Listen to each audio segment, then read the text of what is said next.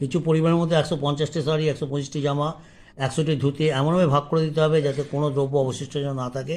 তাহলে কতগুলো পরিবারের মধ্যে এই জিনিসগুলোকে সমানভাবে ভাগ করে দিতে পারো সেটা নির্ণয় করতে হবে।